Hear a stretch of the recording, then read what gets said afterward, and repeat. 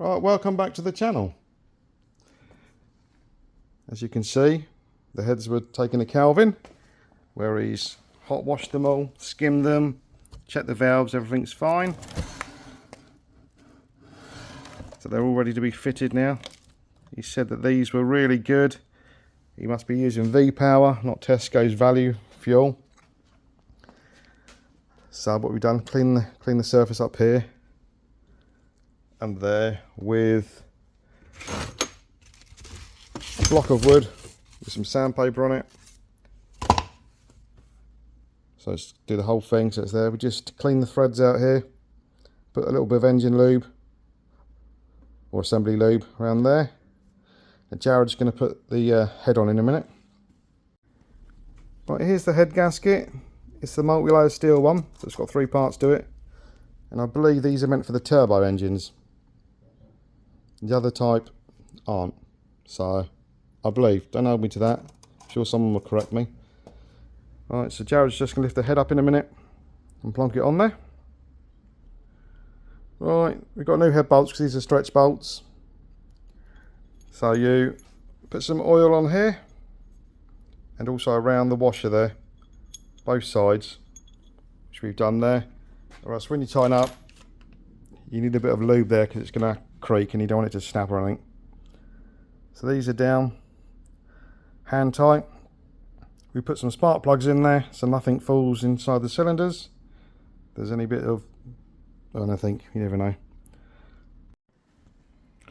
Right, this is A, B, C, D, E, F. Got to do it in that order when you torque the heads down. Right, now you need to do your own research on this because I've come up with 4 different ways of torquing this down online. And I know Subaru had a major problem with head gasket issues. And I think if you're looking in the factory service manual, if it hasn't been updated, I feel you could be doing it wrong. I don't know, it's just my theory, because there's 4 different types. And when we go to our book over here, let me just show you our book. Well, this is the book. It does torque settings for every vehicle up till 09. You know, there's torque settings there for Hyundais and all the other ones. But when it comes to the Subaru, blank, nothing. So sometimes I think Subaru haven't got a clue what the right one is, but you might want to give your local Subaru place a call and ask them whether there's been an update. I know there was on some later models. Pretty much the 4 that I found: 29 Newton meters, 69 Newton meters. 2 of them said back them off 180, then another 180. One of them said back it off just 180. Another one said back it off 29 Newton meters. Then do it after the 29 Newton meters at 80 degrees, which is like from 12 o'clock to most probably 13 minutes past. And then another one, another 80. And some of them saying back it off 180, 180. The 2N ones, 15 Newton meters, which our torque wrench doesn't go down that low. And these two, 34. Then do 80 degrees or 80 to 90 degrees, then 80 to 90 degrees. 15 Newton meters is nothing for a blooming head. And when you're doing it from 12 o'clock to most probably just gone 5 o'clock, doesn't seem enough. Maybe that's why the head gaskets kept failing. I don't know. It's just my thinking about it. So what I've done, 29, 69, went to back it off 29 degrees, 29 Newton meters. It didn't undo these. So then I did 80. Did these two 80 and these two 45. I'm happy with that. but before we did the 180, 180, so the bolts have stretched, you know, done what they've got to do to seat the heads properly. That's all I've done. Do your own research, obviously, and good luck. Yeah, even when we looked on the auto data, for exactly the same engine, a few years later, it was different torque settings to a few years before.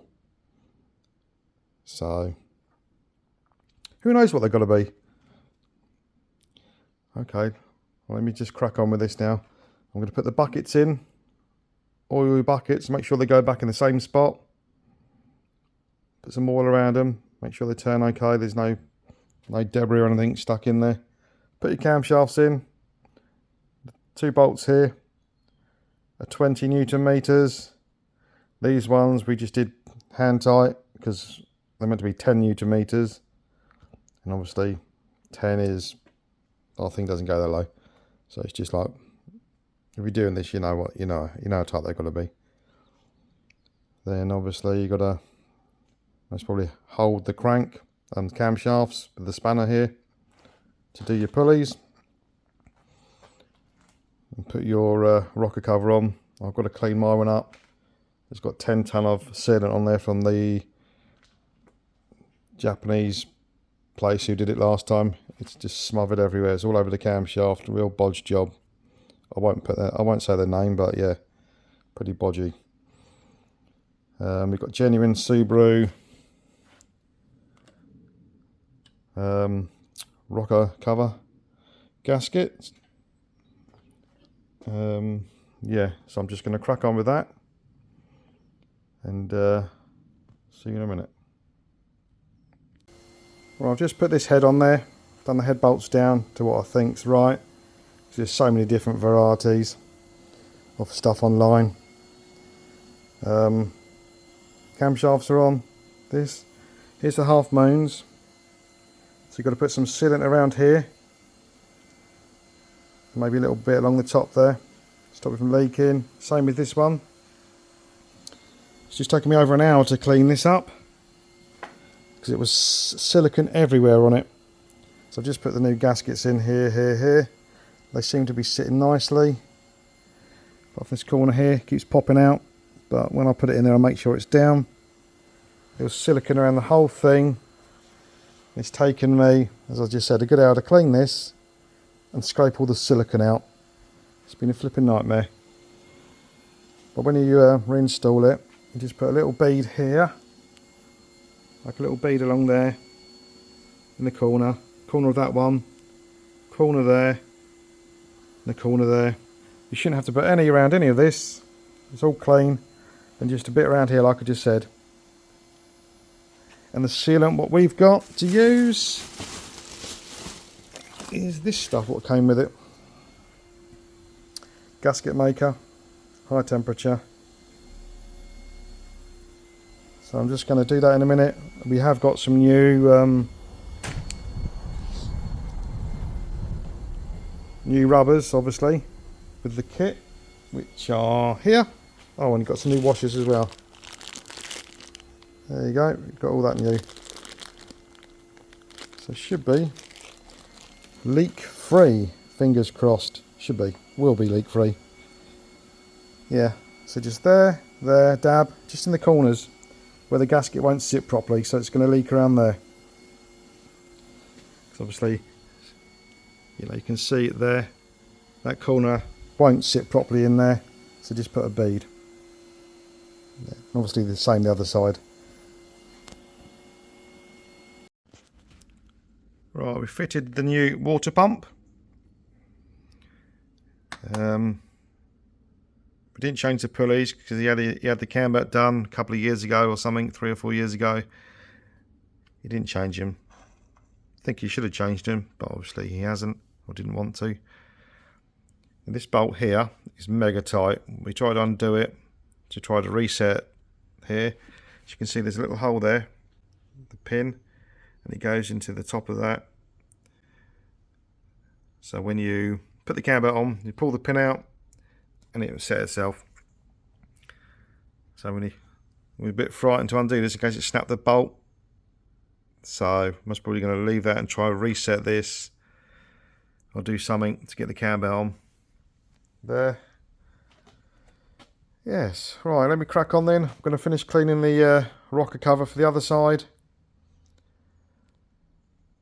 Then when all that's on, put the plastics on, cam belt on, put the new gaskets for the inlet manifold, slide them in there, so that's all done. And I've got to change this turbo pipe. It's obviously split here, you didn't realise, so it's been losing quite a bit of power. Put the new clutch and flywheel, well not the flywheel, new clutch and clutch plate on there. Then it should be pretty much ready to go back in the car. But we did notice it had a bit of rust on the front where the radiator sits, so it's got a new genuine Subaru, like little cross member part. There's the turbo pipes. Yes. Right, we're just about to put the cam belt on. As you can see, the timing marks is there for this one. There, and there's two ones in the middle there. This side you've got to put one of these on there. This holds the camshafts in the position because these are right on top of the lobes.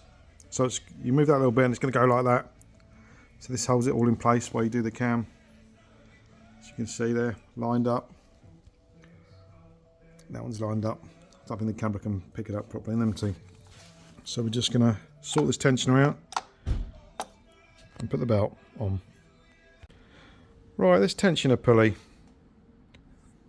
the thread's stripped out, so we tapped a new thread in there, which is this one. I didn't know this was a bracket, to be totally honest with you. So we put a new thread in there, as you can see, but these brackets are only £23 from Subaru anyway. So that's pretty good. So we bought a new one, obviously £23 plus the VAT and delivery. I suppose it's about 40 quid in the end, but yeah. So we put the new one on. We're just waiting for the bolt, and obviously I said before the bolt has to come with the actual tensioner, but Subaru won't sell the bolt separately. But my brother has managed to get hold of a bolt off of another one on eBay. The guy's going to sell him just the bolt, because our bolt was a little bit loose from where we had to tap it, so we want it to be perfect. So I'm still waiting for that at the moment. But what I also have done is paint these up, give them a good, they're really rusty these were, so I've given a nice lick of paint, ready to go back on. These are for the plastics on the cam cover. They're well rusty, so I thought I will just clean them up, wire brush them, give them a good old clean, give them a lick of paint, makes it look a bit smarter. So when these are back on there over those plastics, it's going to look pretty smart. Right, it's just a couple of pictures of the bolts before I painted them, how rusty they were, just so you've got some idea what they look like now. Right, I've got the tension all on there now, so it moves up and down fine. The bolts are all nice and tight. I tried to put the belt on, wouldn't do it, but apparently you've got to take this pulley off the bottom here, because you cannot get it on. I did manage to get it on over here, onto here. But when I did that, these two pulleys here moved. So apparently you've got to take this one off. Let me just take it off quick. Then you put the belt on. And then when you put this in there, you've got to come at an angle with it, like this, to get under the belt, like that. Just hope I don't misthread it. So I'm just going to do that now. Right, I've got the belt on there now. You've got to lift this up quite high just to get the bolt in there. I haven't released the tensioner yet. I've wound it over twice and the timing marks have come back spot on. Everything seems pretty cool. Now, this timing belt, sometimes on timing belts you get like a white line to line up where the timing marks are. And normally you turn the engine over twice and everything lines back up like it has here on the pulleys, lined up after 2 times. But if you've got the belt with the lines on, this is going to confuse you. I'm just going to wind it around twice. Right, I've just done the crank twice, 1, 2, so the time marks are back here. As you can see, the pulleys are all back lined up, but the timing mark I put here on the belt, just to show you, is here. It's there. So if you're winding around twice and you think, oh my god, the timing belt's not lined up with this, that's because you're going to have to turn this around most probably about 12 times for it to get all the way back to here for your timing lines to do. So just bear that in mind if you just use the pulleys for the time marks, not the actual belt, thinking, oh my god, something's happened. Right, that's done. Just going to tighten this up, torque it up to the, I think it's 39 Newton meters. Release the pin for the tensioner, put the covers on. I will say, when you've wound it around a few times, then you pull the tensioner pin out. Don't pull this out before, because if something's happened, you're going to have a hell of a job to compress this back up. And there it is, all complete. I've only got to put the pulley in front on, and the belt's up here. But here it is, all complete. He ordered one of these bolts for here, which they sent the wrong size, so I've taken the one that was from here, from there, to put down here, so it'll be easier to get to when he gets one. Yeah, they sent me this size one, which is way too small. That's the part number on it. They've actually sent a few bolts that have been the wrong size. So yeah, there you go. Hope you've enjoyed this video. I'm just going to finish off buttoning up now. As I said, just put the belts on, and then it's going to be ready to put back in the car. Okay, thanks for watching. If you've enjoyed it, please like and subscribe the video, and see you in the next one, which will be putting the engine, we're putting the clutch on. I've got to drop the subframe because we've got a new subframe over here to stick in it. Over here. This was, I think it's about 450 quid new from Subaru. So it's got a new subframe. He just gave it a lick of paint, just a bit more protection. We've got a little bit of welding to do on the front, and it's ready to go for an MOT and get rid of it. Thanks for watching.